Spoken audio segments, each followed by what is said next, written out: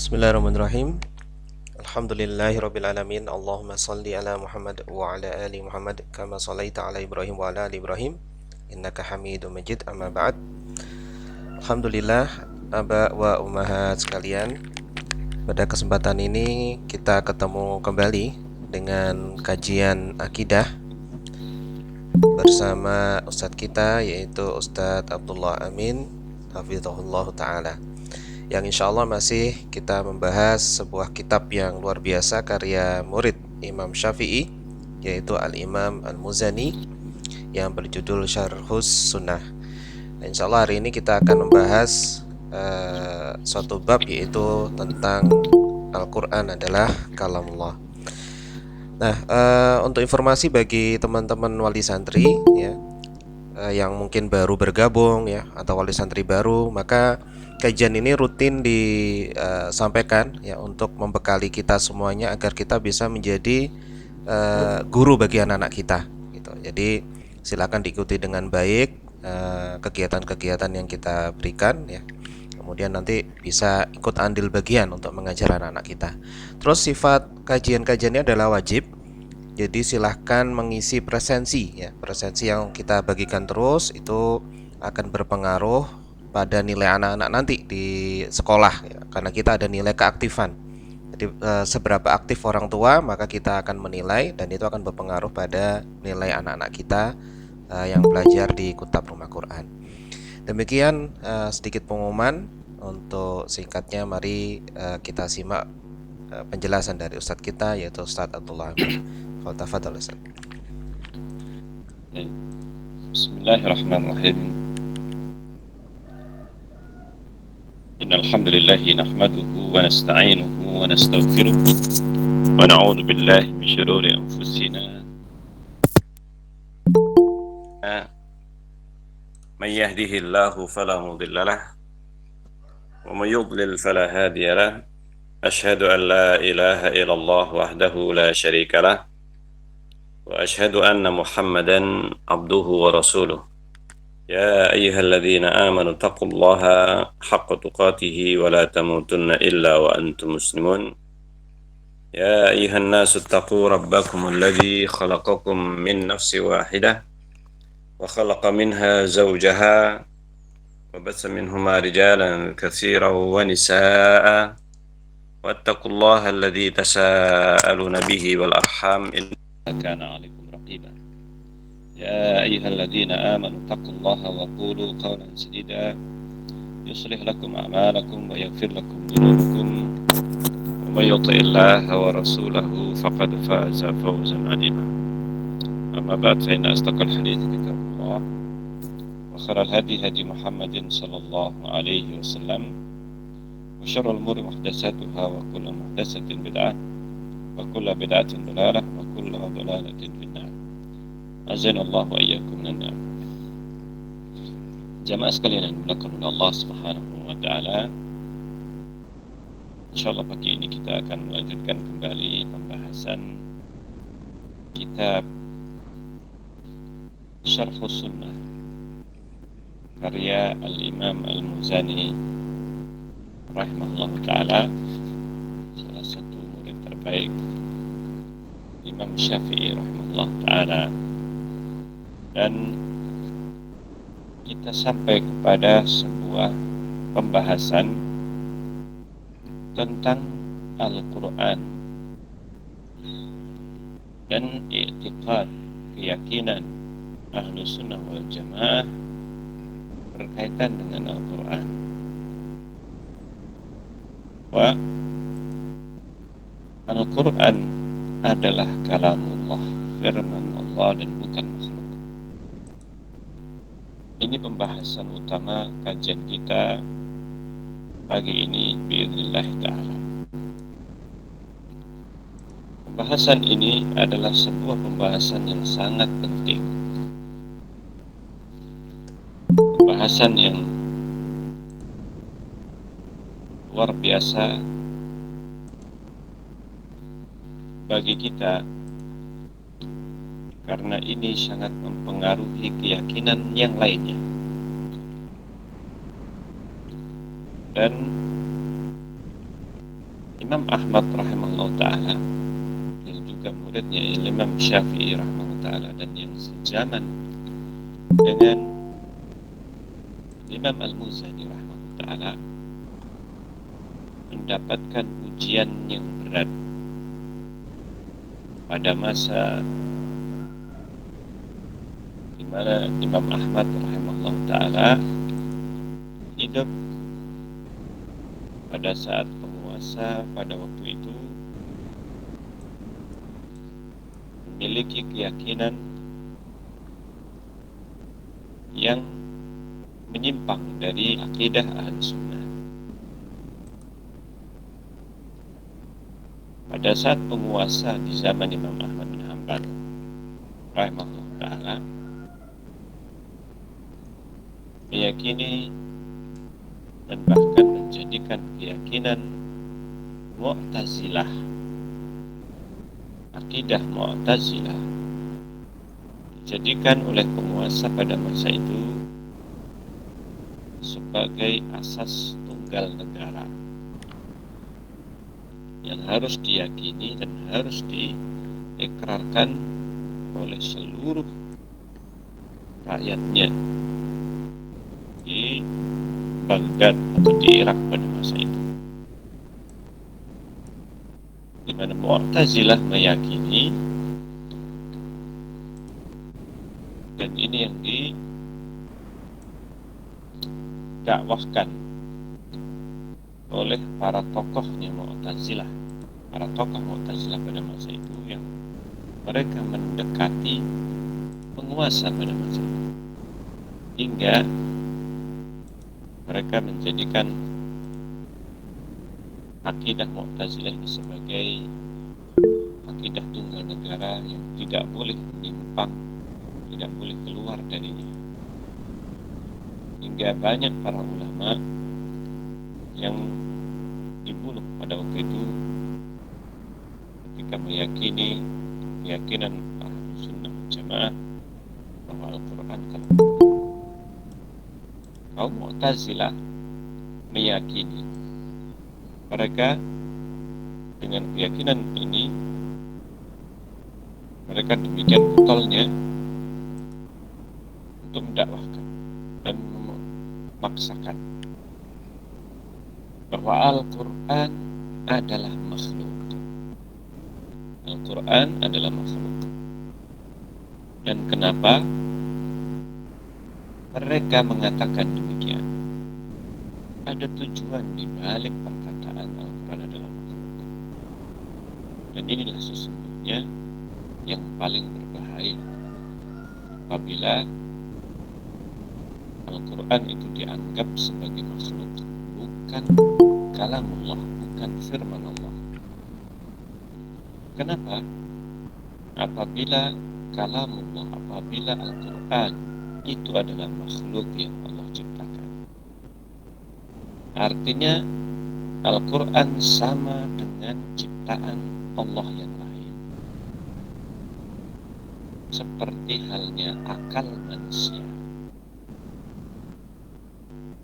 Karena sama-sama makhluk, berarti memiliki kedudukan yang sama, atau bahkan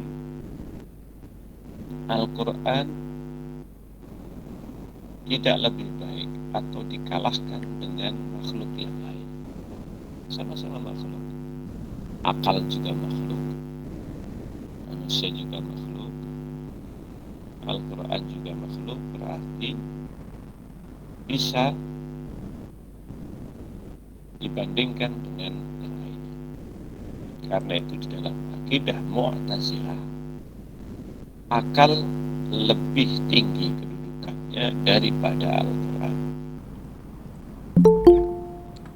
Apabila terjadi pertentangan antara Al-Quran dengan akal mereka, maka mereka mendahulukan Al-Quran, mendahulukan akal daripada Al-Quran.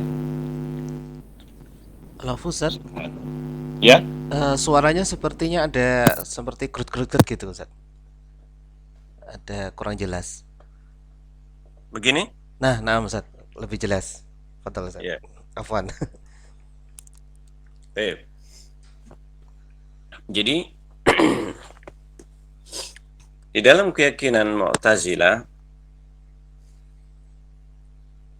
mereka meyakini bahwa Al-Quran adalah makhluk.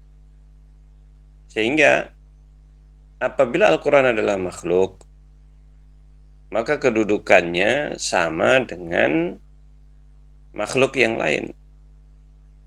Sehingga bisa dibandingkan, bisa dikalahkan. Bahkan inilah yang sesungguhnya menjadi muara dari keyakinan ini.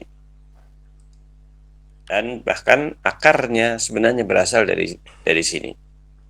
Yaitu ketika bertentangan antara akal dan Al-Quran yang tidak bisa mereka kompromikan antara akal mereka dengan Al-Quran, maka mereka lebih mendahulukan, lebih menerima akal mereka daripada Al-Quran. Subhanallah. Ini sesungguhnya sumber dari keyakinan mereka.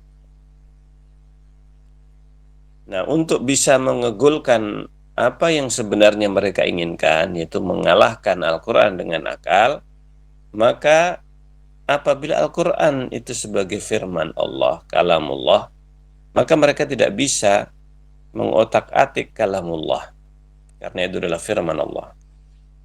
Tetapi ketika diyakini Al-Quran sebagai makhluk, maka justru mereka bisa mendahulukan akal di atas Al-Quran. Bahkan karena Al-Quran sebagai makhluk, maka berarti ya bisa dia itu berubah, bisa berakhir masanya ini dan yang lainnya sebagaimana makhluk. Subhanallah. Ini berbahaya. Inilah keyakinan yang sangat berbahaya, sehingga para ulama pada masa itu, termasuk diantaranya Imam Ahmad bin Hanbal rahimahullah ta'ala, mempertahankan akidah ini dan menjelaskan keyakinan Ahlus Sunnah wal Jamaah. Nah, Imam Al-Muzani rahimahullah ta'ala pada waktu itu tidaklah banyak berbicara tentang akidah karena fitnah yang sangat besar dalam masalah ini. Dan itu juga adalah pesan dan wasiat dari gurunya Imam Syafi'i rahimahullah ta'ala untuk tidak banyak berbicara tentang hal ini karena mempertimbangkan keadaan yang ada, tidak kondusif untuk membicarakan masalah ini. Nah, hingga terjadilah fitnah tuduhan kepada Al-Imam Al-Muzani rahimahullah ta'ala bahwa Al-Muzani memiliki keyakinan yang berbeda dengan Ahlus Sunnah, sehingga ditulislah kitab ini, kitab Syarhus Sunnah Al-Muzani. Sesungguhnya beliau menulis kitab ini, Syarhus Sunnah, itu karena permintaan dari umat dan dari para ulama pada masa itu untuk menjelaskan akidah Imam Al-Muzani rahimahullah ta'ala. Sehingga justru inilah sebabnya Imam Al-Muzani rahimahullah ta'ala menulis kitab Syarhus Sunnah. Jadi adanya fitnah bahwa beliau meyakini keyakinan Mu'tazilah. Subhanallah. Sehingga tertulislah atau muncullah niat Al-Imam Al-Muzani atau menjawab tuduhan yang ada kepada beliau, hingga beliau menulis kitab Syarhus Sunnah. Dan Masya Allah, beliau menjelaskan keyakinan beliau bahwa beliau tidaklah berbeda keyakinannya dengan keyakinan para ulama, keyakinan Imam Syafi'i rahimahullah ta'ala dalam hal ini. Masya Allah.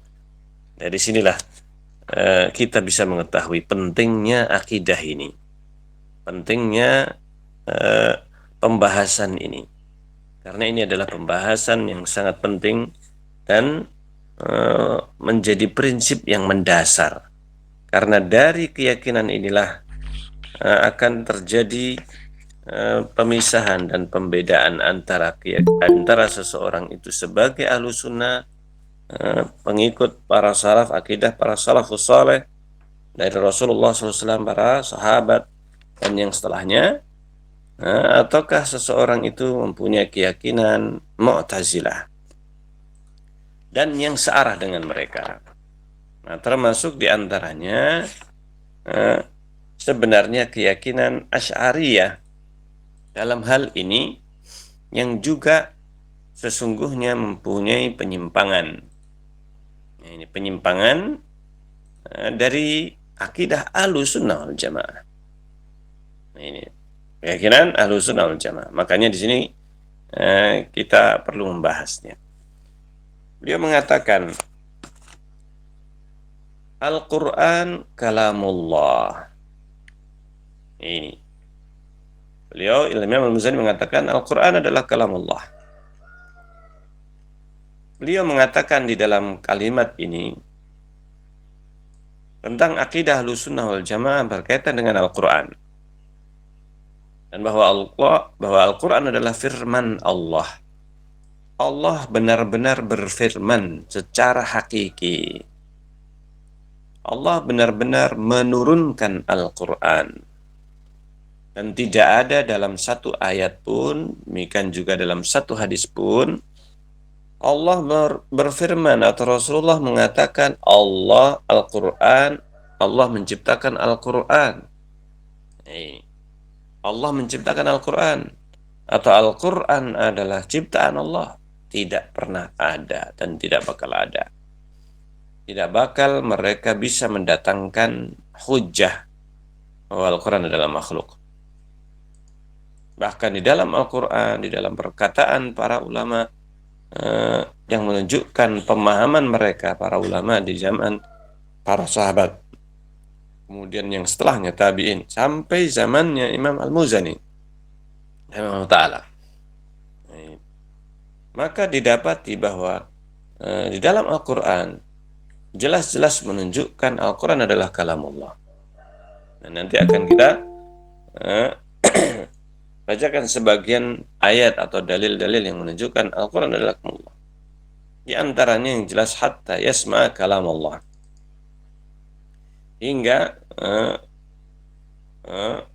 Allah Subhanahu wa taala firman dalam ayat ini, "Wa in ahadun minal musyrikin istajaraka fa'ajir hatta yasma kalamullah." Apabila ada orang musyrikin meminta perlindungan kepadamu, wahai Muhammad, wa in ahadun, jika ada seorang musyrik, minal musyrikin istajaraka, minta perlindungan, fa'ajirhu, maka berikanlah perlindungan. Hatta, supaya apa? Supaya dia mendengar, hingga dia mendengar firman Allah. Jelas di dalam Al-Quran disebutkan demikian. Hatta yasma' kalam Allah, hingga dia mendengar firman Allah. Maksudnya Al-Quran. Nah, apabila di dalam Al-Quran demikian jelas, demikian jelasnya bahwa Al-Quran itu adalah firman Allah, maka mengapa kaum Mu'tazilah sedemikian getolnya? Inilah keyakinan yang sebenarnya dihembuskan oleh syaitan, oleh iblis kepada akal-akal mereka, kepada hawa nafsu mereka, ke dalam hatinya mereka, sehingga mereka terjerumus ke dalam keyakinan ini, keyakinan yang sesat. Ini Al-Quran kalamullah. Nah, di dalam Al-Quran disebutkan tentang sifat Al-Quran, yaitu apa? Sebagaimana dikatakan di sini, min ladunhu, yakni berasal dari sisi Allah. Maksudnya apa dari sisi Allah? Artinya Allah yang benar-benar berbicara pertama kali, sebagaimana dinisbatkan suatu perkataan kepada Imam Syafi'i. Imam Syafi'i benar-benar mengucapkannya, benar-benar mengatakannya, Imam Syafi'i benar-benar menulisnya.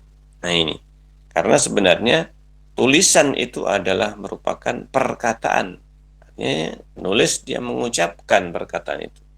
Meskipun dia tulis dengan huruf-huruf yang dicatat, maka itu dinisbatkan kepada perkataan Imam Syafi'i. Imam Syafi'i misalkan mengatakan, "Masyi'ta kana wa illam asya wa masyi'tu illam tasya lam takun." Ini perkataan bait syair ini Imam Syafi'i yang menuliskannya. Artinya Imam Syafi'i yang mengatakan pertama kali. Meskipun yang mengucapkannya kemudian setelah itu adalah orang lain menukil perkataan Imam Syafi'i, tapi mereka yang menukil perkataan Imam Syafi'i mengatakan ini perkataan Imam Syafi'i. Bukan diciptakan oleh Imam Syafi'i dan tidak ada dalam bahasa manapun, dalam bahasa apapun orang mengatakan ini adalah ucapan yang diciptakan oleh Imam Syafi'i misalnya. Tidak ada. Nah, tapi langsung mengatakan ini perkataan Imam Syafi'i, artinya beliau berbicara. Demikianlah satu hal yang sebenarnya sangat gamblang. Satu yang sangat gamblang. Nah, ini maksudnya Al-Quran firman Allah dan dari sisi Allah. Artinya Allah lah yang pertama kali berbicara dengan huruf, dengan suara, bisa dicatat, dan perkataan yang dicatat itu adalah firman Allah Subhanahu wa Ta'ala. Yang ini didengarkan oleh Imam Syafi'i rahimahullah, didengarkan oleh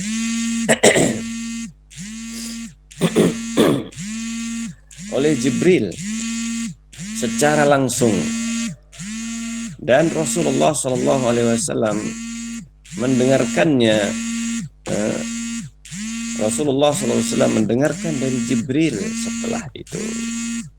Jadi Al-Quran diturunkan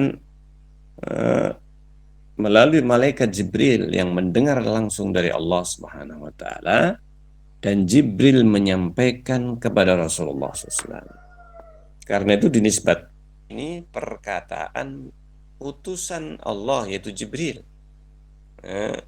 Fa innahu laqaulu rasulin karim. Ini adalah perkataan Rasul yang mulia. Maksudnya perkataan Jibril, karena Jibril mendengar dari Allah dan Jibril menyampaikannya kepada Rasulullah SAW. Para sahabat mereka mendengar dari Rasulullah SAW. Nah ini estafet dari firman Allah. Karena Allah yang pertama kali mengucapkan dan kemudian menyampaikan kepada Jibril, menurunkan kepada Jibril alaihi salam, dan Jibril menyampaikan. Tetapi disandarkan firman itu kepada Allah, karena Allah lah yang pertama kali berbicara dengan Al-Quran. Dan itu sudah dicatat di Lauhul Mahfuz. Karena itu disebutkan di dalam Al-Quran juga bahwa Al-Quran ini ada di Lauhul Mahfuz. Masya Allah. Allah berfirman yang menunjukkan bahwa Allah lah yang pertama kali berfirman dan menurunkannya kepada Jibril kepada Rasulullah SAW.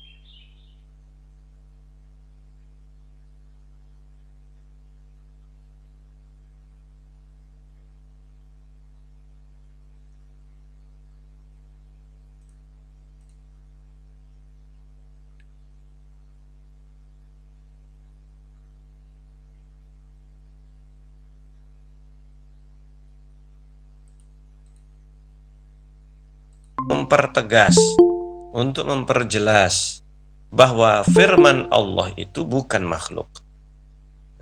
Bahwa firman Allah ini bukanlah makhluk.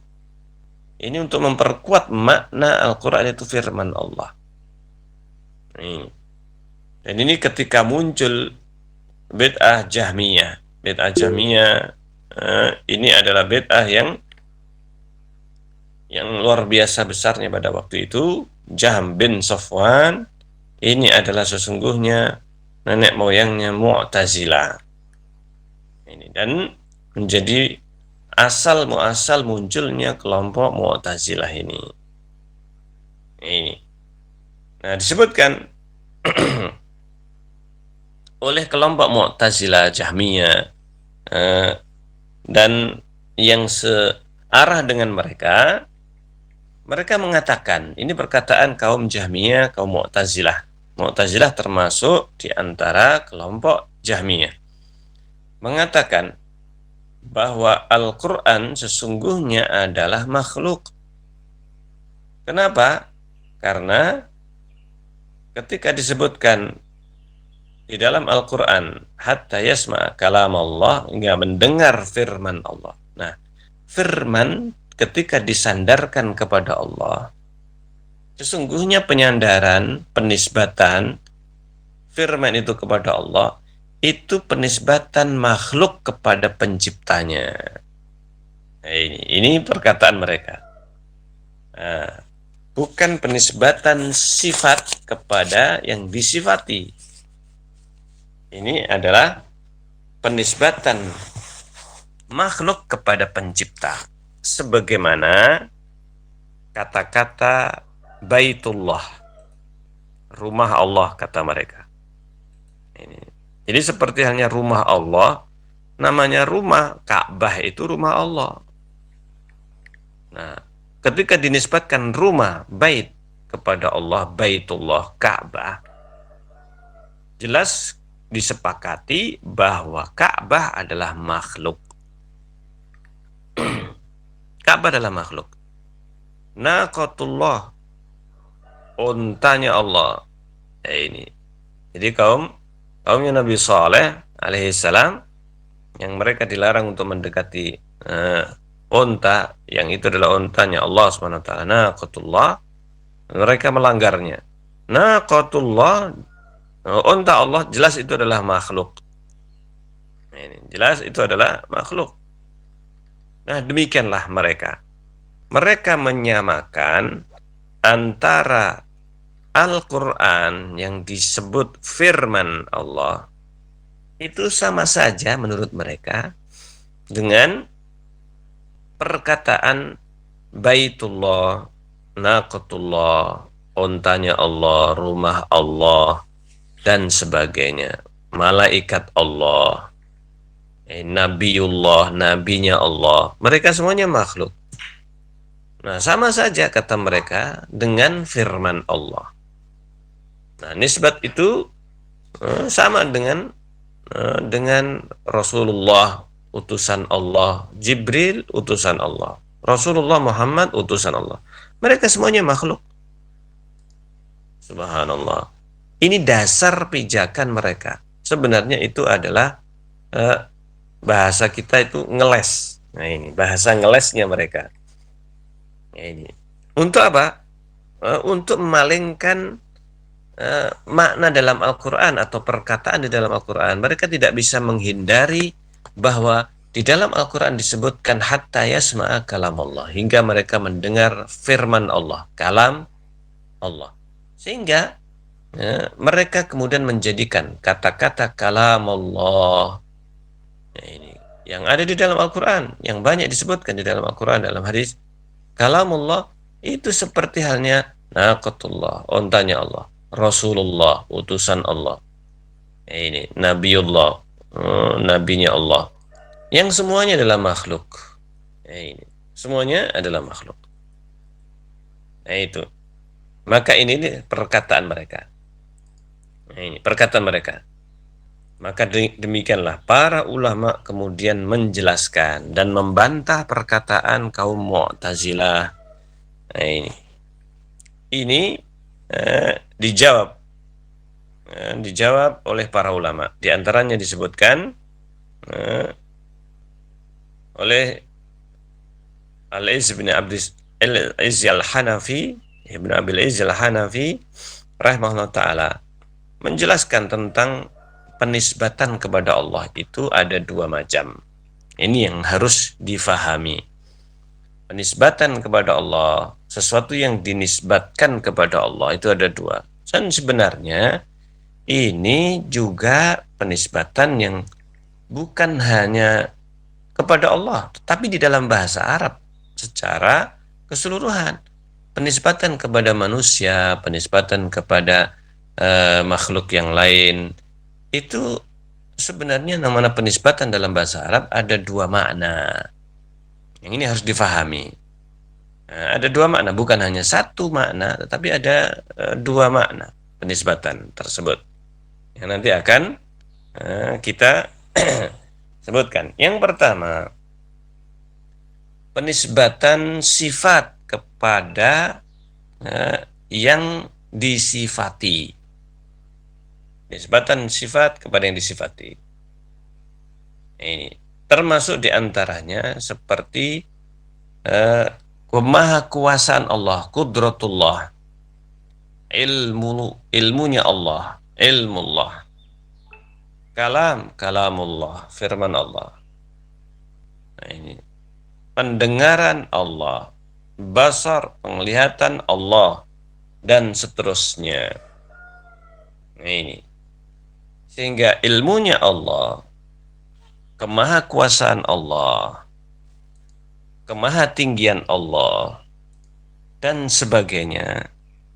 Ini semuanya adalah nisbat sifat kepada yang disifati.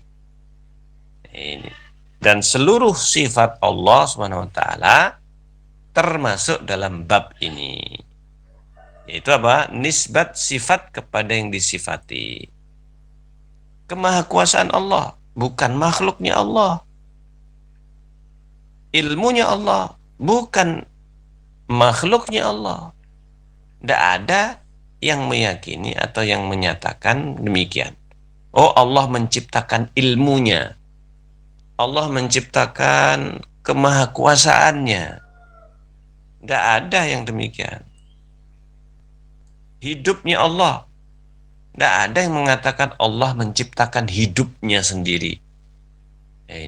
Ini sesuatu yang tidak masuk akal atau tidak akan difahami oleh orang yang berakal.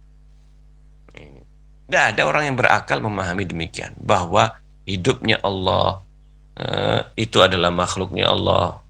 Demikian juga seluruh nisbat seperti tangan Allah, matanya Allah, ini jari jemari Allah, dan yang lainnya. Sifat-sifat ini semuanya nisbat kepada Allah, yang maknanya penisbatan itu adalah nisbat sifat kepada yang disifati. Nah, ini. Nah, yang kedua, penisbatan kepada Allah, penyandaran kepada Allah adalah penisbatan atau penyandaran zat kepada penciptanya. Nah, ini zat yang diciptakan oleh Allah SWT kepada penciptanya, yaitu Allah. Seperti Baitullah, Naqatullah, Abdullah, hamba Allah, Rasulullah, utusan Allah, Ruhullah, ruh dari Allah. Ini semuanya penyandaran makhluk kepada Khaliknya, kepada penciptanya. Ini. Nah, kenapa disandarkan kepada Allah? Ini untuk tasyrif, untuk menunjukkan kemuliaan. Ini kemuliaan, sesungguhnya kemuliaan kepada yang disandarkan kepada Allah. Seperti halnya Abdullah, hamba Allah. Itu sebenarnya adalah pujian. Pujian. Ini hamba Allah. Ini Baitullah, rumah Allah. Masjid itu adalah disebut rumah Allah. Untuk apa? Untuk mengangkat derajat masjid dibandingkan dengan makhluk Allah atau tempat-tempat yang lainnya yang juga ciptaan Allah. Nah, ini ardullah, baitullah. Maka ini adalah nisbat yang menunjukkan kemuliaan. Kemuliaan. Jadi ini dua makna. Dua makna. Yaitu yang pertama, sifat disandarkan kepada mausuf yang disifati, seperti tadi disebutkan, ilmunya Allah, firman Allah, kemahakuasaan Allah, hidupnya Allah, dan yang lainnya. Tidak ada orang yang berakal memahami ini ciptaan Allah. Bagaimana Allah menciptakan ilmunya sendiri? Bagaimana Allah menciptakan kemahakuasaannya? Waliyadzubillah. Tidak akan ada orang yang berakal memahami demikian. Nah, ini yang penting. Jadi di dalam keyakinan ahlu sunnah, maka keyakinan ini keyakinan yang sesuai dengan fitrahnya. Ini tidak perlu susah untuk memahaminya, sehingga orang yang berakal dia bisa membedakan antara nisbat kepada Allah itu sebagai sifat ataukah sebagai makhluk yang dinisbatkan, disandarkan kepada penciptanya. Ini dua hal perkara yang sangat mudah untuk dibedakan, sangat mudah untuk difahami oleh orang yang berakal. Ini ketika disandarkan, misalnya Baitullah, rumah Allah, jelas makhluk. Tidak ada yang memahami itu sifatnya Allah. Ini sifatnya Allah. Ketika disebutkan Qudratullah, ini kemudian ilmunya Allah, kalamullah, ini difahami bahwa itu adalah sifat yang disandarkan kepada yang disifati, sehingga bukan makhluk.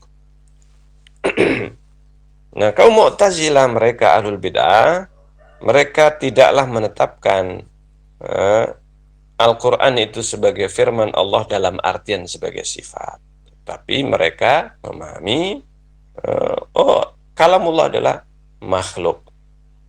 Subhanallah.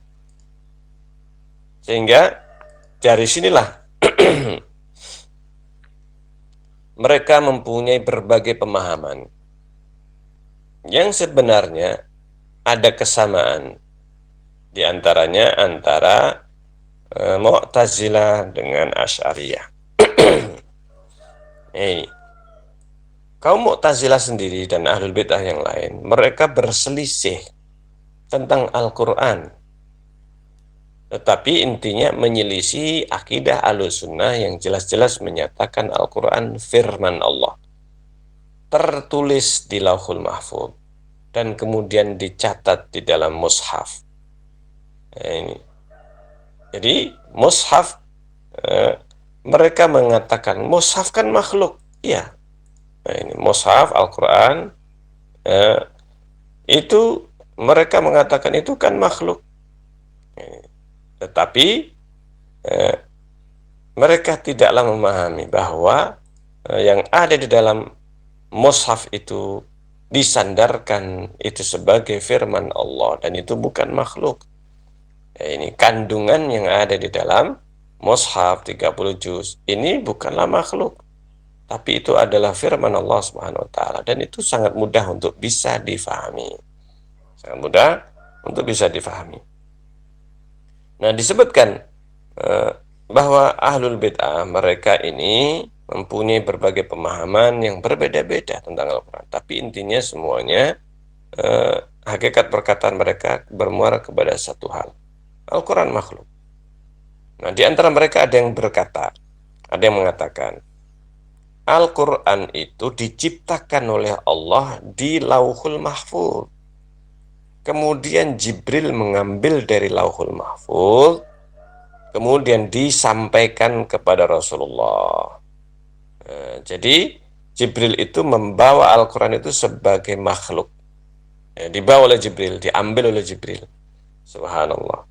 Ini akal-akalnya mereka di dalam usaha mereka untuk mengingkari Al-Quran sebagai firman Allah, sebagai kalam Allah. Mereka menciptakan sebuah keyakinan yang belum pernah ada zaman sebelumnya. Orang yang berakal menyatakan seperti itu. Suatu hal yang sangat tidak masuk akal sesungguhnya. Tapi dipaksakan oleh mereka dalam rangka untuk mengingkari Al-Quran sebagai firman Allah. Ini. Nah ini. Sehingga banyak yang terpengaruh dengan akidah ini. Ini. Banyak yang terpengaruh dengan akidah ini. Sampai-sampai mereka ada sebagian qurra yang mereka mempunyai sanad Al-Quran ini kepada Rasulullah Sallallahu Alaihi Wasallam. Mereka pun kemudian menyatakan bahwa Al-Quran itu ini ditulis, disandarkan dalam ijazahnya qurra itu ini dari Nabi, dari Jibril, dari Lauhul Mahfuz, bukan dari Allah. Ini dari Lauhul Mahfuz, bukan dari Allah Subhanahu wa taala langsung sebagai firman Allah. Dan ini salah satu di antara akibat dari keyakinan ini. Mereka tidak ingin menyandarkan Jibril langsung kepada Allah, tapi mereka mengatakan Jibril dari Lauhul Mahfuz. Jibril dari Lauhul Mahfuz. Subhanallah. Mereka lari dari keyakinan Al-Quran kalamullah ini supaya nggak langsung dari Allah. Kalau langsung dari Allah nanti firman Allah disandarkan kepada Allah. Tetapi kalau dari Lauhul Mahfuz artinya Allah menciptakan Al-Quran di Lauhul Mahfuz yang diambil oleh Jibril, tidak langsung dari Allah Subhanahu wa taala. Ini artinya Jibril tidak mendengar dari Allah, tetapi Jibril mengambilnya yang sudah tercatat. Nah, catatan itulah, dan itu makhluk yang diambil kemudian oleh Jibril diturunkan kepada Rasulullah. Subhanallah. Ternyata kelihatannya tidak ada masalah dengan perkataan itu, yaitu Jibril dari Lauhul Mahfuz. Tetapi di sini mengandung sebuah syubhat. Ini makanya sesungguhnya Jibril dari Allah Subhanahu wa taala. Dalam Al-Quran juga demikian, nggak ada disebutkan bahwa Jibril mengambil dari Lauhul Mahfuz. Tapi diturunkan dari Allah SWT, min ladunhu, dari sisi Allah SWT. Nah ini ini bahayanya keyakinan Al-Quran ini sebagai makhluk. Sehingga yang benar bahwa sanad Al-Quran itu dari Muhammad SAW, dari Jibril, kemudian dari Allah Rabbul Alamin. Ini ketika Al-Imam Ibnu Katsir rahimahullah ta'ala menuliskan biografi tentang biografi Imam Syafi'i di dalam kitab beliau Bidayah wa Nihayah, Imam Al-Hafidz Ibnu Katsir menyebutkan sanad beliau, sanadnya Al-Quran Ibnu Katsir rahimahullah. Disebutkan bahwa Imam Syafi'i rahimahullah mempunyai sanad Al-Quran dari gurunya Ismail Ibnu Qastanti, dari Shibl, dari Ibnu Katsir bukan Ibnu Katsir Al-Hafidz penulis tafsir, tapi Ibnu Katsir ini adalah salah satu qurra, salah satu guru yang mempunyai sanad Al-Quran sampai Rasulullah SAW. Ini seperti Hafiz dari Asim. Asim ini gurunya para ulama qurra, salah satu qurra as-sab'ah. Ini sebagaimana Ibnu Katsir di sini dari Mujahid, dari Ibnu Abbas, dari Ubay bin Ka'ab, dari Rasulullah SAW, dari Jibril, dari Allah Azza wa Jalla.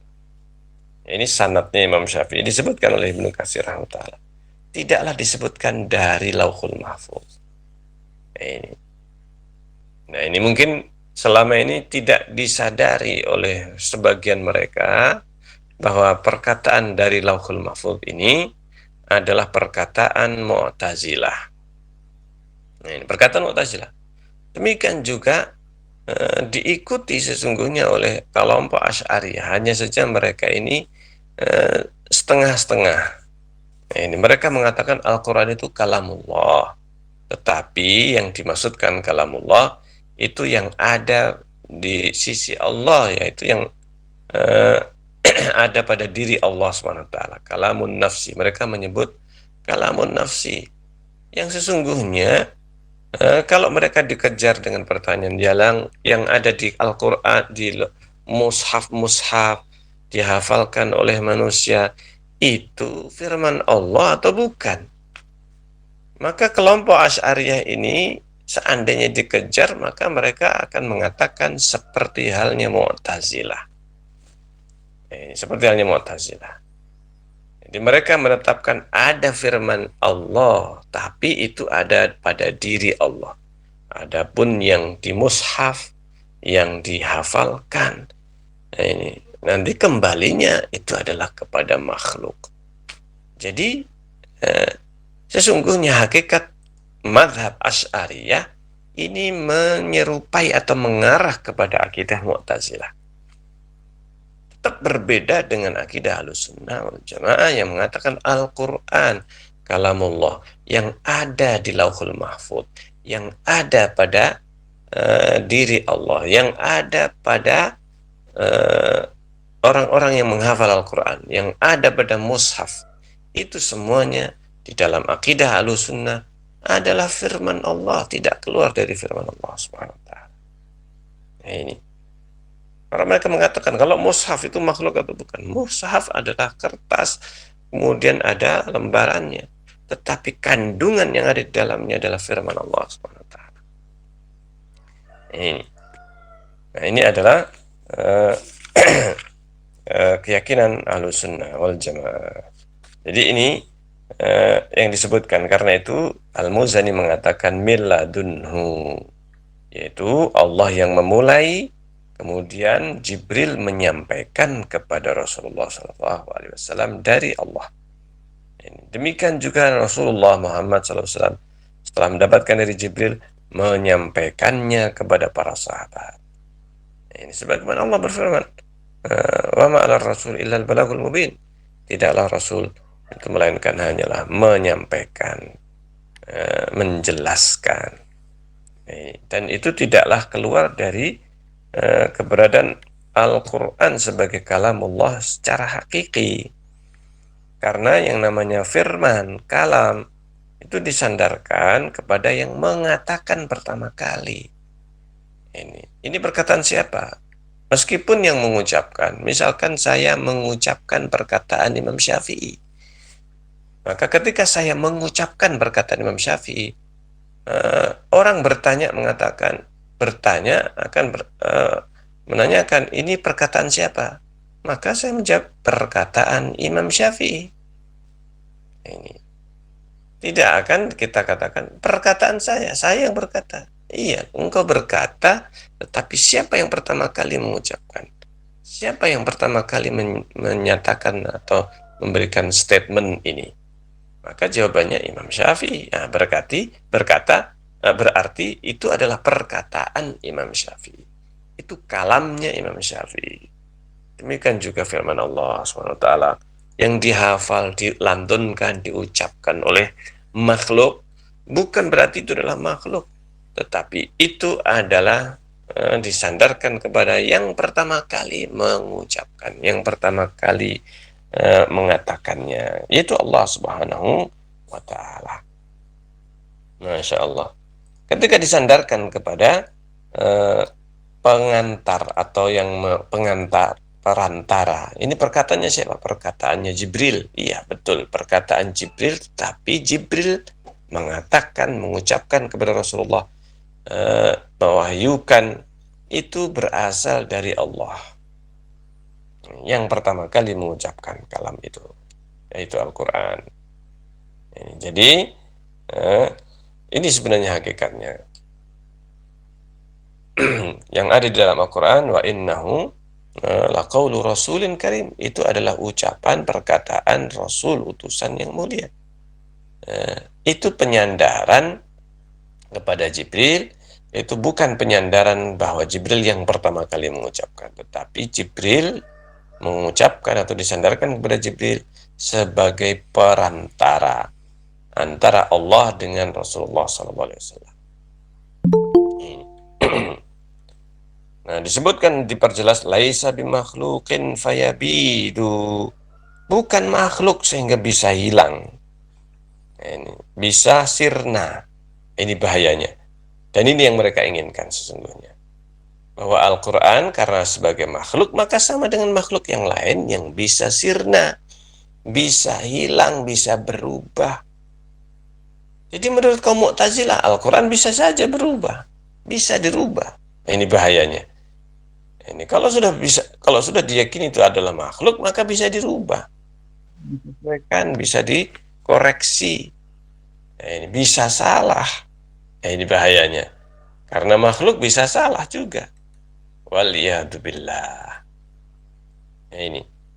Makanya dijelaskan oleh Al-Imam Al-Muzani, laisa bimakhluqin fayabidu. Bukan makhluk. Ini. Sehingga bisa sirna, bisa hilang, bisa habis, bisa binasa sebagaimana makhluk. Karena makhluk itu semuanya adalah tidaklah abadi sebagaimana abadinya Allah. Nah, ini. Jadi namanya makhluk itu ada ajalnya, ada ajalnya. Kalaupun diabadikan, maka itu diabadikan oleh Allah yang Maha Abadi.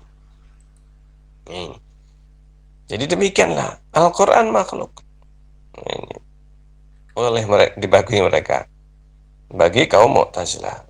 Sehingga kalau mereka itu sudah meyakini itu makhluk, berarti bisa jadi berubah, bisa jadi berakhir masanya. Waliyadzubillah.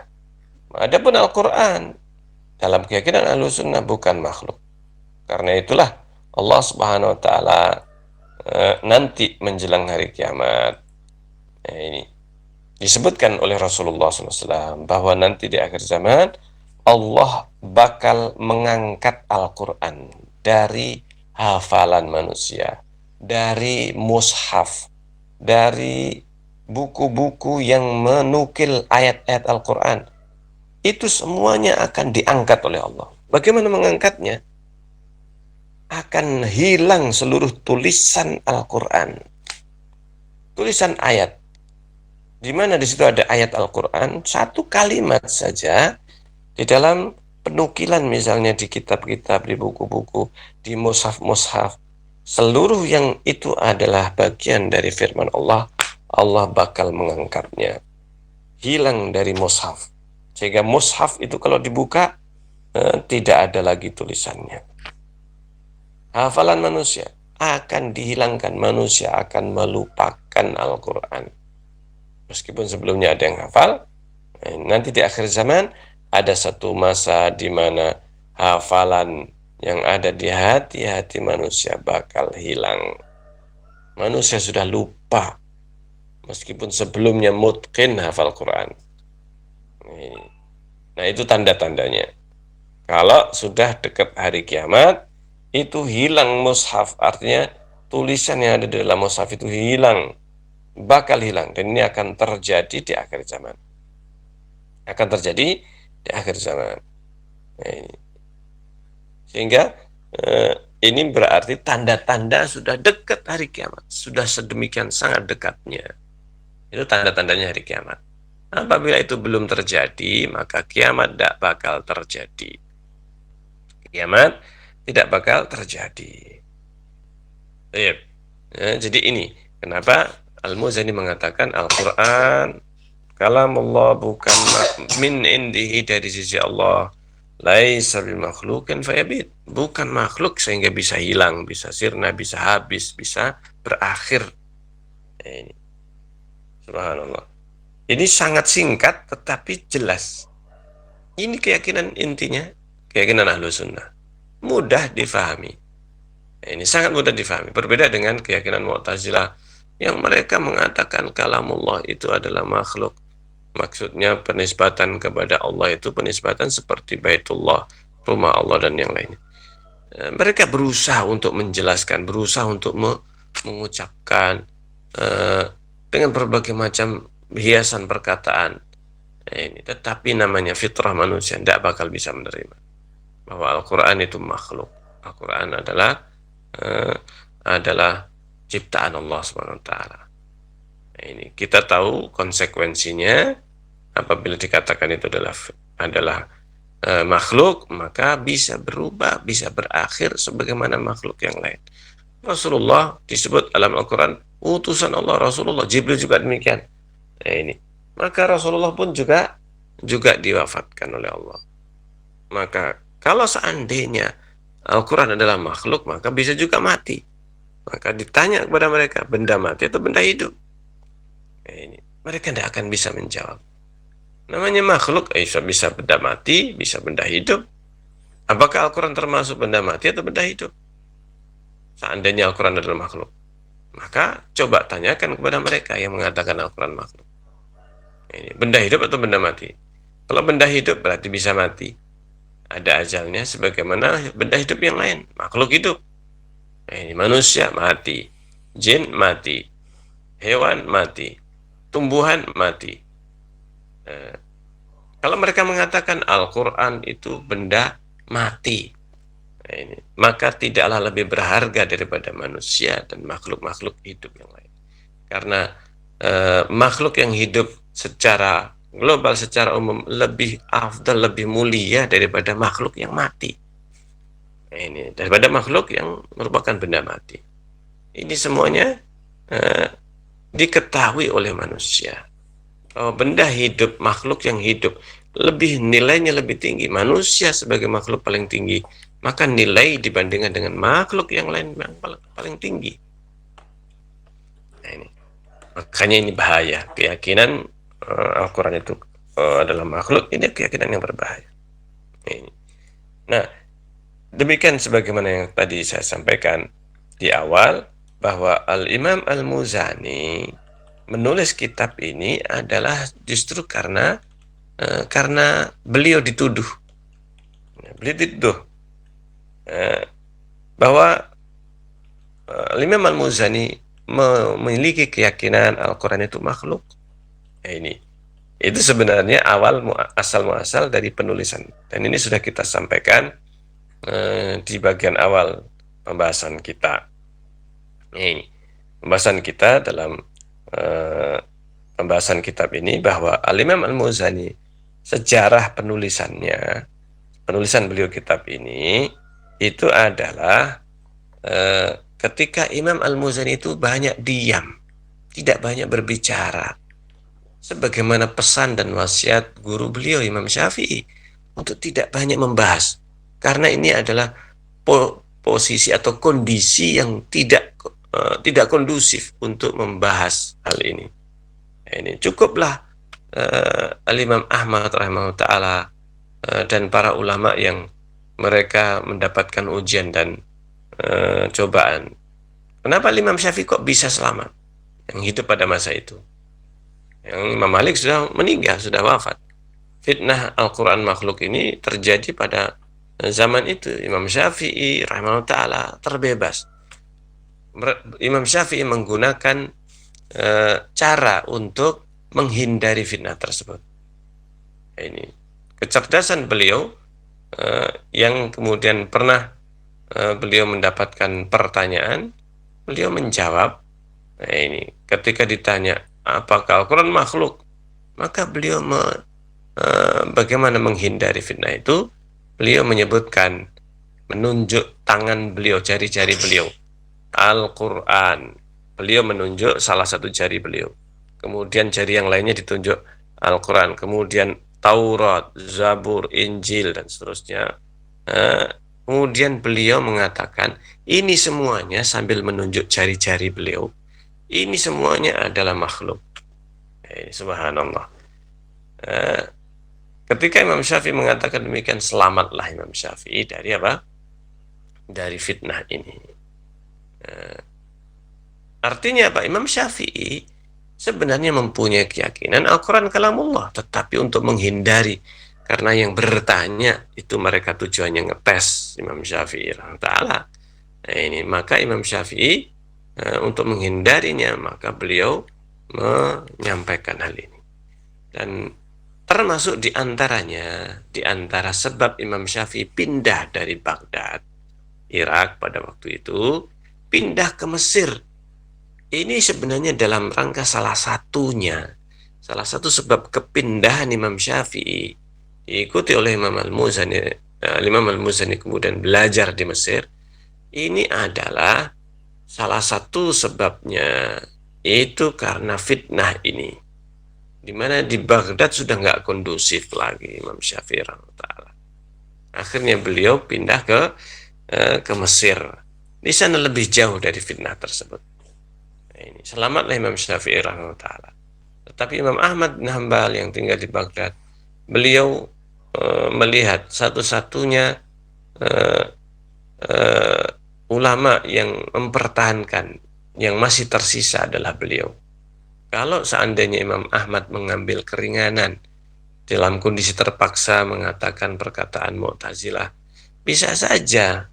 Tetapi Imam Ahmad merasa bahwa apabila sudah nggak ada lagi yang mempertahankan akidah ini, siapa lagi? Ini mesti harus ada yang mempertahankan, meskipun hanya Imam Ahmad bin Hambal rahimahullah pada waktu itu. Tetapi keyakinan Imam Al-Muzani, keyakinan Imam Syafi'i dan yang lainnya sebenarnya sama. Satu keyakinan, satu akidah, tidak ada perbedaan. Nah, ini.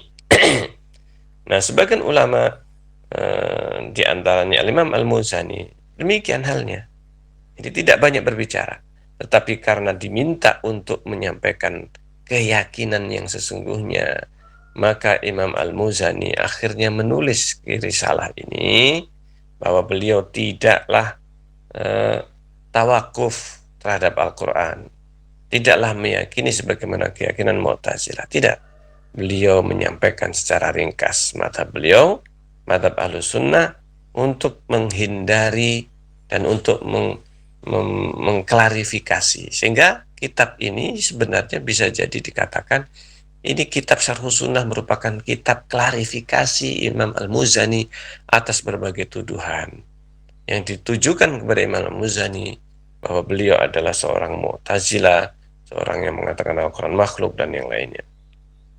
Nah, ini sehingga tidak benar nisbat itu hingga tertulis kitab ini, dan itu jelas bermanfaat bagi manusia setelahnya, karena beliau Imam Al-Muzani juga menyatakan ataukah menyebutkan bahwa kitab ini adalah kitab yang, atau Syarhus Sunnah Al-Muzani ini telah diyakini, itu adalah bentuk keyakinan dari para imam.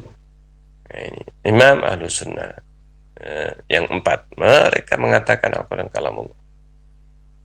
Memang ada sebagian ulama yang tidak ingin berdalam-dalam ataukah memperpanjang lebar dalam masalah ini karena adanya fitnah tadi, ujian berat pada waktu itu. Nah, ini di zaman Imam Syafi'i, Imam Ahmad rahimahullah dan yang setelahnya. Nah, ini sehingga yang paling ditujukan tesnya tesnya para ulama pada masa itu adalah yang mengetes adalah utusan dari pihak penguasa yang waktu itu, sehingga para ulama ditanya, para qadhi, para ulama ditanya tentang hal itu, disebabkan masalah ini, apa perkataanmu, apakah engkau meyakini Al-Quran makhluk atau Al-Quran kalamullah? Dan banyak para ulama yang mereka lebih memilih jalan aman, yaitu apa? Karena ancamannya adalah dibunuh, maka sudah boleh untuk menghindarinya dengan meskipun harus berdusta, karena itu adalah udzur syar'i. Sebagaimana Ammar bin Yasir yang dipaksa untuk mengatakan Uzza atau Lata dan seterusnya, maka terpaksa mengatakan demikian, tetapi hatinya tetap meyakini Al-Quran, meyakini Allah Subhanahu wa taala. Nah, ini seperti itu. Nah, seperti yang dilakukan oleh Imam Syafi'i tadi. Yang dilakukan Imam Syafi'i.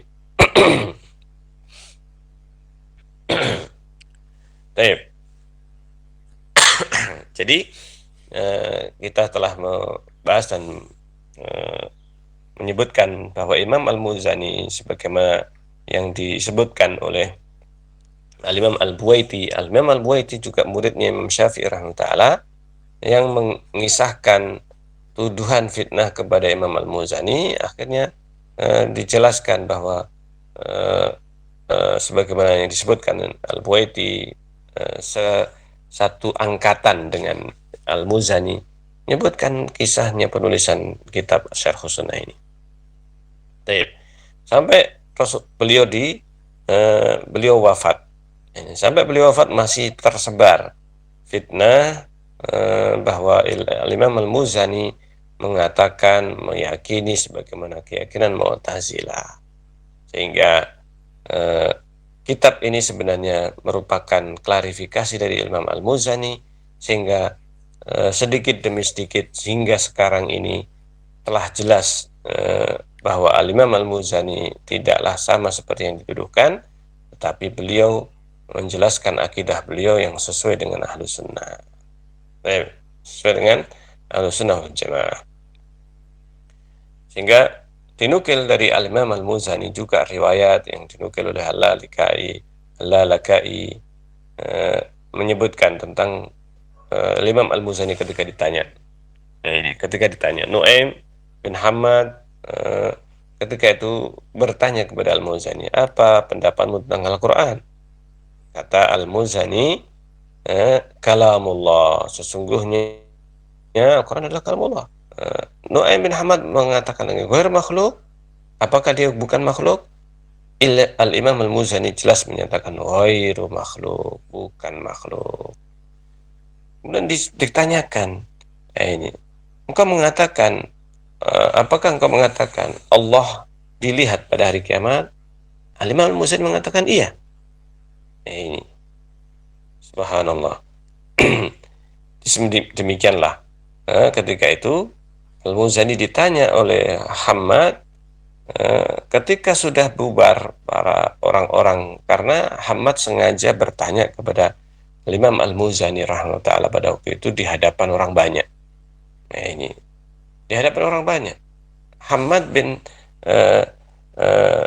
Nu'aim bin Hamad berusaha untuk bertanya ini mempunyai tujuan supaya tuduhan yang ditujukan kepada Al-Imam Al-Muzani rahimahullah ta'ala yang selama ini diam, tidak menjawab, ini agar jelas akidahnya, sehingga fitnah yang ditujukan kepada Al-Imam Al-Muzani rahimahullah ta'ala ini menunjukkan tidak benarnya tuduhan tersebut. Maka Nu'aim bin Hamad tujuannya itu. Ketika orang sudah bubar, kata perawinya ini tadi, kata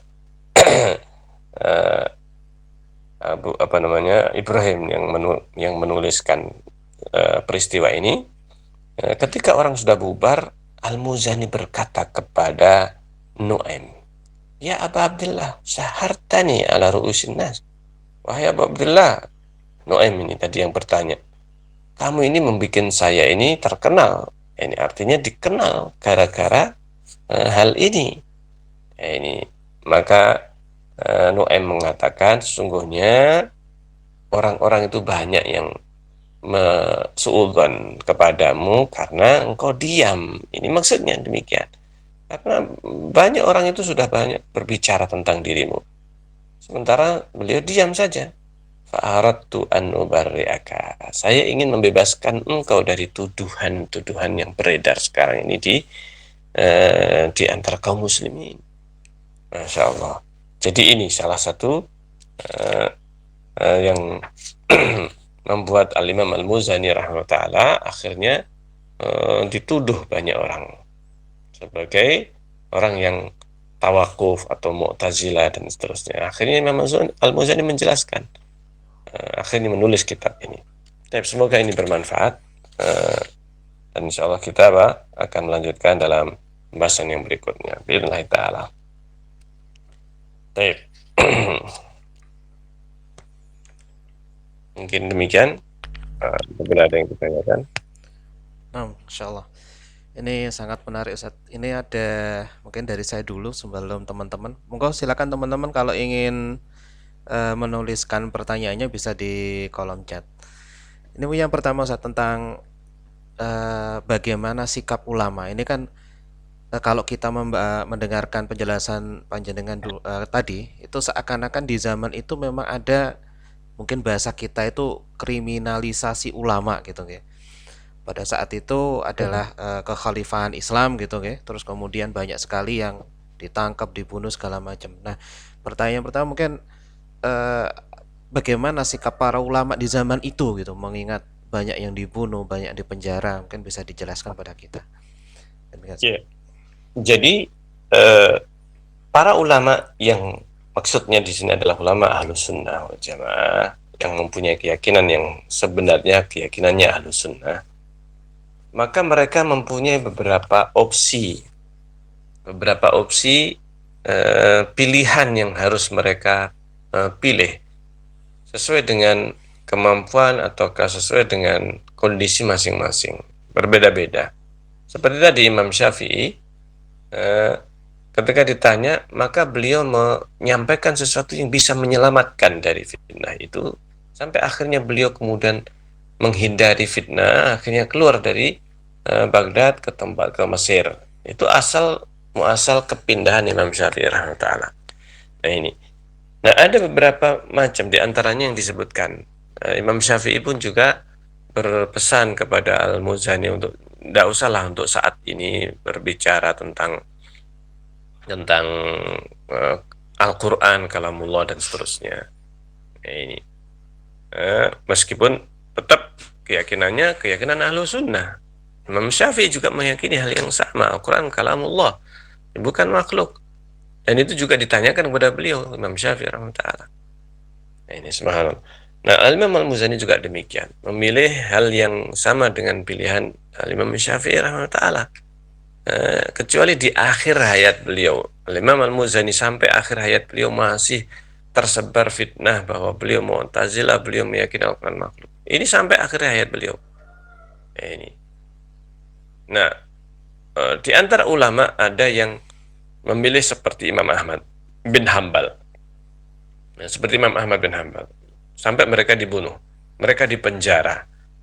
Jadi ada ulama yang mempunyai pilihan mempertahankan akidah dengan menyatakan dengan terang-terangan jelas Al-Quran adalah makhluk, Al-Quran adalah kalamullah, maka mereka dipenjara, dibunuh, disiksa, sebagaimana Imam Ahmad bin Hambal rahimahullah ta'ala. Ini kelompok yang sama, artinya satu bentuk jawaban, yaitu Al-Quran kalamullah. Konsekuensinya apapun konsekuensinya. Dan itu banyak sebenarnya para ulama yang demikian. Bukan hanya Imam Ahmad, tetapi bahkan sebagian di antara mereka sudah dibunuh oleh penguasa pada waktu itu. Sebagian menyatakan Al-Quran adalah kalamullah dan dipenjara. Nah, Imam Ahmad kenapa nggak dibunuh? Karena beliau itu, kenapa Imam Ahmad ini dipertahankan oleh penguasa dan tidak dibunuh? Karena mereka berharap, justru disinilah yang menyelamatkan Imam Ahmad rahimahullah ta'ala, tidak dibunuh sebagaimana sebagian ulama yang sudah dibunuh juga karena masalah ini. Karena Imam Ahmad adalah imam, menjadi sesuatu simbol para ulama pada masa itu. Kalau Imam Ahmad sudah jatuh, maka ulama yang lainnya bakal jatuh juga, artinya tidak bisa bertahan.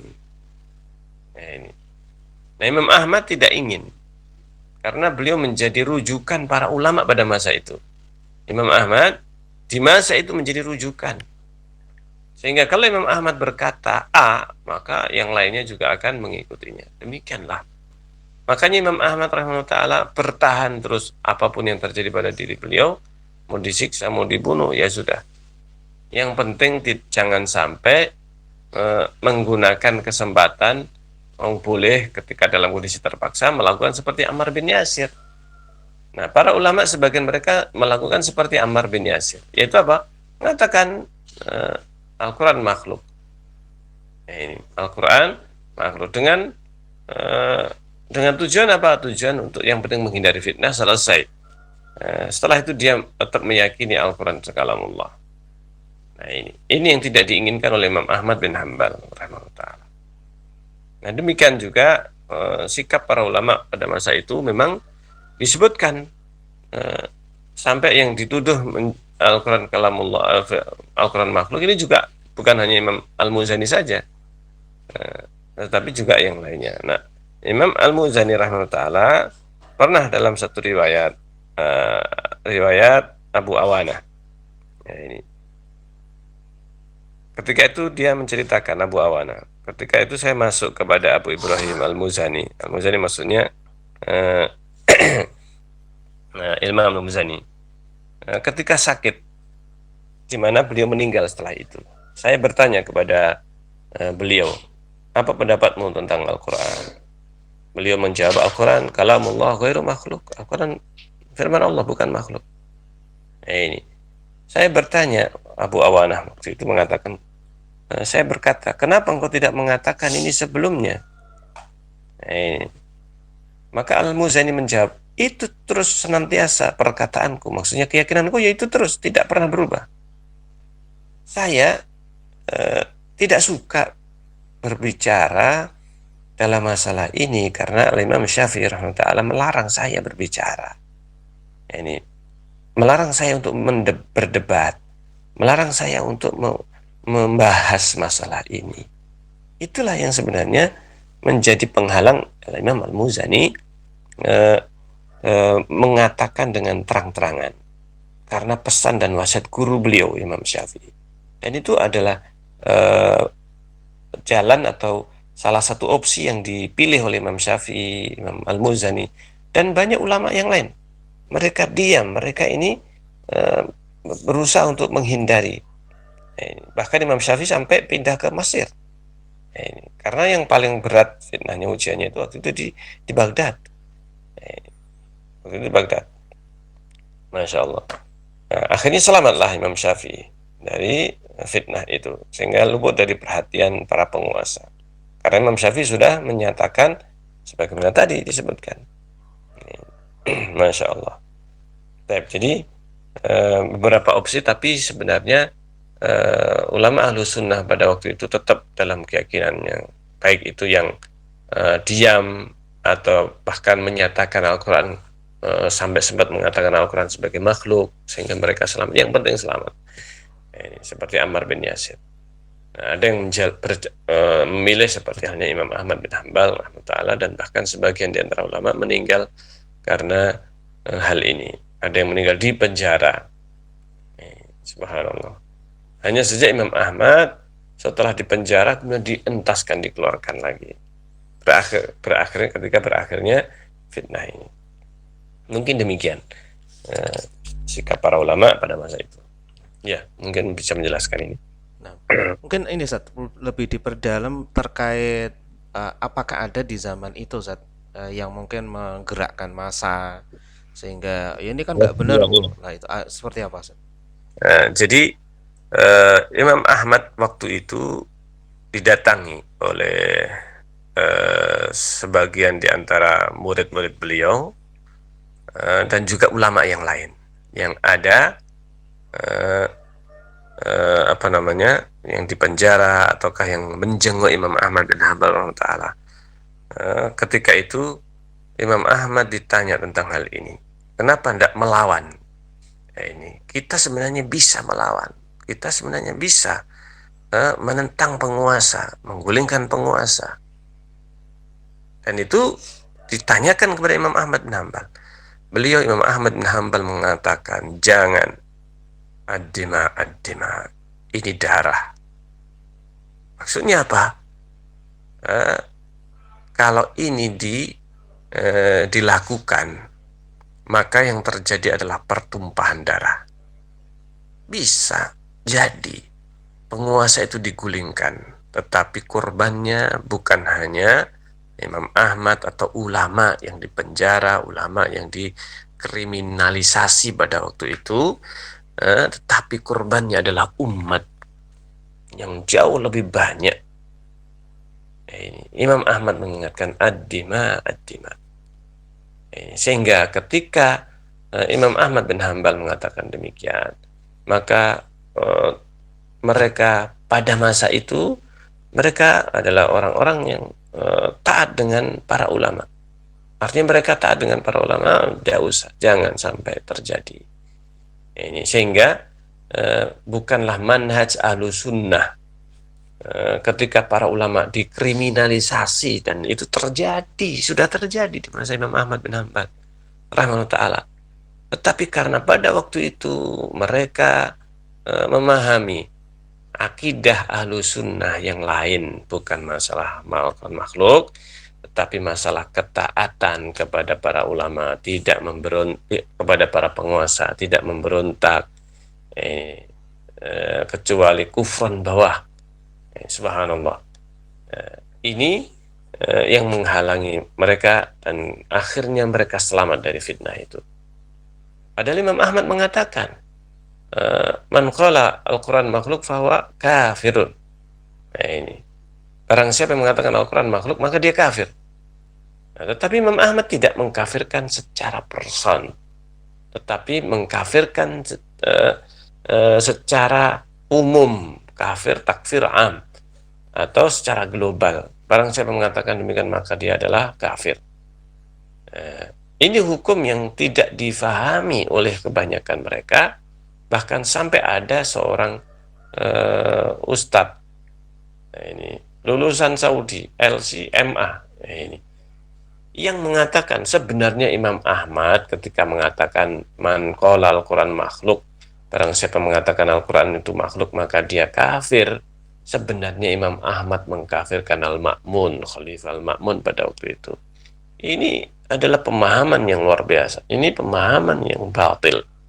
Imam Ahmad rahimahullah ta'ala ketika para penguasa itu meninggal, Imam Ahmad rahimahullah ta'ala mendoakan, dan para kaum muslimin diperintahkan untuk menyolati mereka, disolati mereka ini. Subhanallah, menunjukkan mereka itu adalah masih dianggap sebagai muslim. Tidaklah Imam Ahmad mengkafirkan mereka. Tapi apa? Imam Ahmad sangat mengerem, dan ini bisa dibaca kisahnya Imam Ahmad ini ketika ada yang menjenguk Imam Ahmad, dan mereka seandainya mereka itu dikomando, Imam Ahmad mengucapkan komando lawan penguasa, selesai penguasa itu. Ini, dan ini sebenarnya bisa dibuktikan kekuatan Imam Ahmad bin Hanbal. Kenapa tidak dibunuh? Karena Imam Ahmad memiliki kekuatan. Kalau Imam Ahmad ini sudah bisa dikalahkan, ini bisa dipaksa untuk mengatakan Al-Quran makhluk, maka seluruh rakyat Baghdad pada waktu itu, bahkan yang ada di bawah kekuasaannya Khalifah waktu itu, akan hancur seandainya dikomando oleh Imam Ahmad bin Hanbal. Subhanallah, luar biasa. Bisa jadi apa seperti itu, tetapi Imam Ahmad mengatakan ad-dima, dima, ini darah. Ini subhanallah. Sehingga ini mungkin bisa menjadi peringatan bagi kita. Sebagian mungkin masih kemudian ini ulama dikriminalisasi dan sebagainya. Ini hati-hati, berbahaya dengan para provokator yang memanfaatkan situasi, atau mereka yang jahil dengan akidah Ahlussunnah dan manhaj Ahlussunnah berkaitan dengan perlawanan terhadap penguasa. Apabila melihat bagaimana Imam Ahmad bin Hanbal, bagaimana Syekhul Islam Ibnu Taimiyah rahimahullah ta'ala ketika menghadapi penguasa yang berbuat zalim kepada mereka. Jadi ini bukan hanya terjadi pada Imam Ahmad bin Hanbal saja, tapi juga terjadi setelah itu kepada kepada Syekhul Islam Ibnu Taimiyah rahimahullah ta'ala. Terulang lagi, dan Syekhul Islam Ibnu Taimiyah juga menyampaikan hal yang sama, memberikan peringatan, menyampaikan akidah ketaatan, jangan sampai keluar memberontak, adamul khuruj alal hukam, karena inilah cirinya kaum khawarij. Justru mereka kaum Khawarij itu disebut sebagai Khawarij karena masalah ini, masalah sikap terhadap penguasa. Yang insya Allah nanti akan ada pembahasannya. Jadi ini baru awal-awal, nanti ada pembahasan dari Imam Al-Muzani rahimahullah berkaitan dengan penguasa. Bismillah, insya Allah akan kita sampai dan kita bahas dalam waktu yang akan datang. Ya, jadi intinya seperti itu. Oh, Insya Allah. Monggo silakan teman-teman, mungkin terakhir kalau belum ada mungkin dari saya Ustaz. Ada kalimat yang menarik di bagian akhir tadi yang disebutkan oleh siapa? Abu Abdullah, bahwasanya innan nas qad aksaru ya fika. Ini seakan-akan ini yang pemahaman saya guys, seakan-akan Imam Muzani pada saat itu nggak mengetahui secara detail kabar yang tersebar sehingga sampai-sampai murid beliau ini ya menyampaikan seperti ini. Itu apakah benar seperti itu, yang pertama. Terus yang kedua, apakah bisa ini kita ambil pelajaran Ustadz ketika mungkin kita atau siapapun yang mungkin ada tuduhan menyebar, kemudian ada informasi kok ada tuduhan seperti ini, akhirnya kita mengklarifikasi gitu ya dengan tulisan atau apa seperti itu Ustadz. Ya, sebenarnya apakah Imam Al-Muzani tahu atau tidak pembicaraan orang? Bisa jadi ada kemungkinan dua-duanya. Artinya bisa jadi Imam Al-Muzani sebenarnya mengetahui hal itu dan itu wajar. Karena kondisi yang ada pada waktu itu memang mengharuskan Imam Al-Muzani untuk diam. Kenapa? Karena yang pertama wasiat atau pesan Imam Syafi'i. Untuk tidak memperbanyak pembahasan, tidak banyak membahas masalah itu. Sehingga banyak kemudian orang itu membicarakan beliau, beliau mengetahui. Beliau mengetahui. Imam Muzani, dan ini bisa dilihat atau bisa diketahui dari jawaban Al-Muzani ketika orang sudah bubar. Al-Muzani mengatakan, engkau syahartani. Engkau membuat saya terkenal jadinya seperti ini. Nah, itu ada isyarat yang menunjukkan bahwa Al-Muzani sebenarnya mengetahui banyak orang berbicara. Qad aksarufika, ini banyak orang bicara tentang dirimu. Kok diem? Nah, ini kok tidak banyak berbicara. Jadi bisa jadi sebenarnya Imam Al-Muzani sudah mengetahui banyaknya pembicaraan terhadap diri beliau, tapi beliau menahan diri. Yang akhirnya, dan ini pun juga klarifikasinya ini Imam Al-Muzani ini juga ditulis kitab ini belakangan. Ini karena ada tuntutan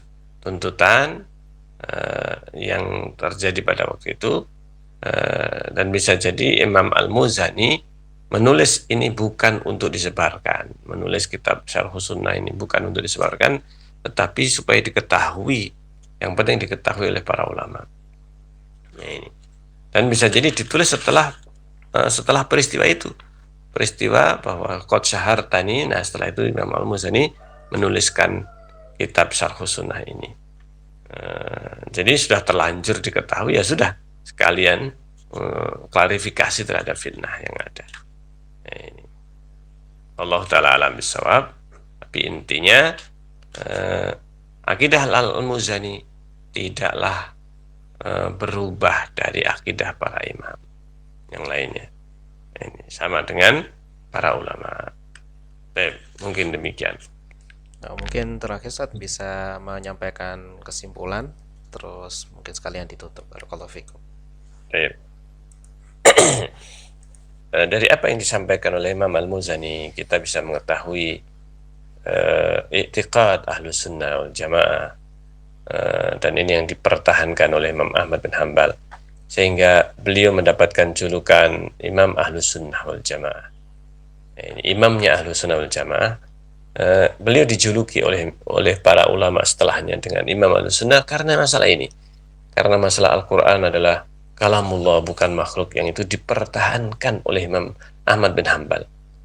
Ini. Karena itu, kenapa kok tidak disandarkan Imam Ahlus-Sunnah itu kepada Imam Syafi'i? Kenapa kepada Imam Ahmad bin Hanbal yang justru muridnya? Kenapa bukan kepada Imam Al-Muzani?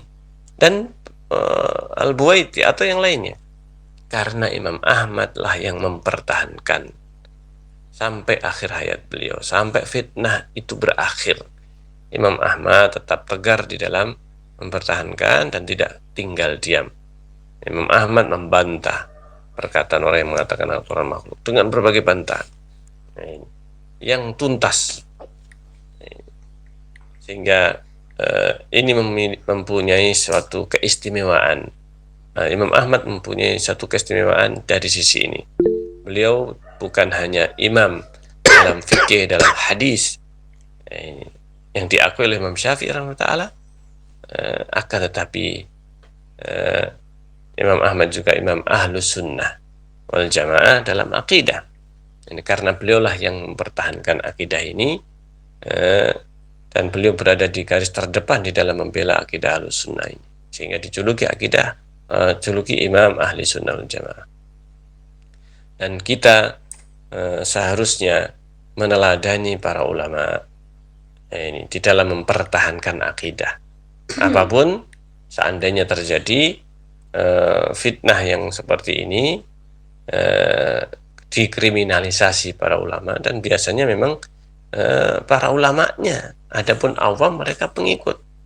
Kalau imamnya ini sudah dipegang, maka pengikutnya juga akan lebih mudah.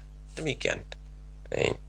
Nah, kita mengakhiri kajian kita ini dengan kesimpulan dan ringkasan yang sebagaimana dikatakan oleh Imam Al-Muzani, bahwa Al-Quran adalah kalamullah, bukan makhluk, diturunkan dari sisi Allah Subhanahu wa Ta'ala, dan Al-Quran itu akan abadi selamanya sebagaimana Allah Subhanahu wa Ta'ala, karena Al-Quran adalah salah satu bagian dari sifat Allah, yaitu firman Allah Subhanahu wa Ta'ala yang azali dan abadi.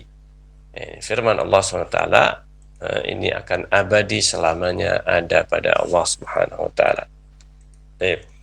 Semoga bermanfaat bagi kita sekalian, dan kita akhiri subhanakallahumma rabbana wa bihamdik asyhadu an la ilaha illa anta astaghfiruka wa atubu ilaik. Assalamualaikum warahmatullahi wabarakatuh. Waalaikumsalam warahmatullahi wabarakatuh. Jazakumullah khairan. Ya.